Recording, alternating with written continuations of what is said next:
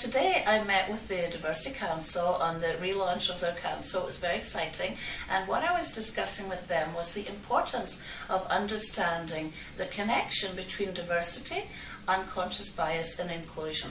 I believe that inclusion and unconscious bias are inextricably connected, and that actually what we have to understand is that we can't just say we're going to be inclusive leaders. We can't just say we're going to have an inclusive environment. We have to do the work that it takes to understand, number one, what I'm doing personally that causes me to exclude others, and number two, what might be my blind spots or my unconscious biases that may be contributing in some way to me not being inclusive. So the message with the Diversity Council and with all groups that I work with is really start with yourself first.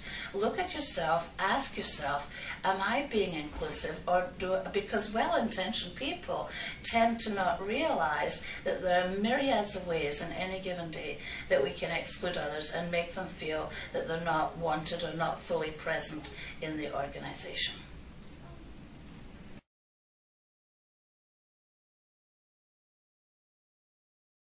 Well, I think the business case for diversity and inclusion has been there for some time, and it's primarily about managing the talent pipeline and making sure that not only do you bring good people into the organization, but you keep good people in the organization.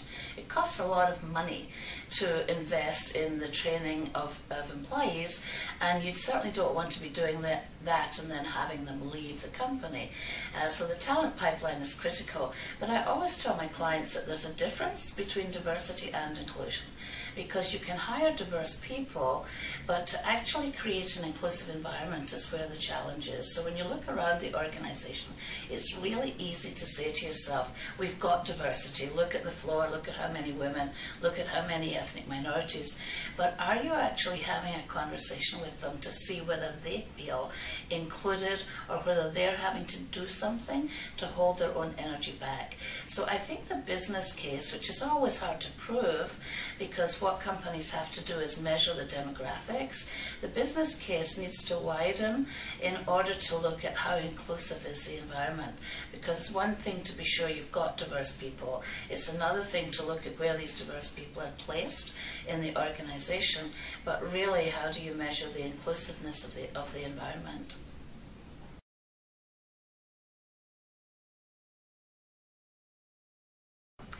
I think there's no question that the elements that contribute to doing diversity and inclusion work well are primarily engaging the hearts and minds of the leaders. If you don't have the leadership on board, then other people will not follow.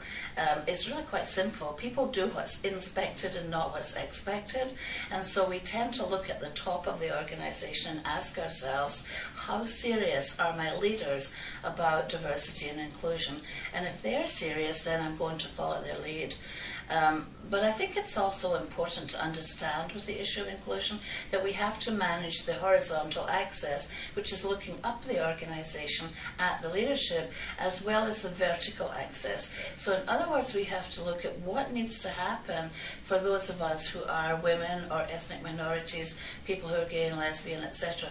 What needs to happen for them so that we can all do our part to manage an inclusive environment, because it can't just be about the leadership, even although in every client system I've ever worked in where success has been the case, we've always had the leadership's engagement in a very full way, and the CEO or the chairman of the board totally committed to having a diverse and inclusive workforce.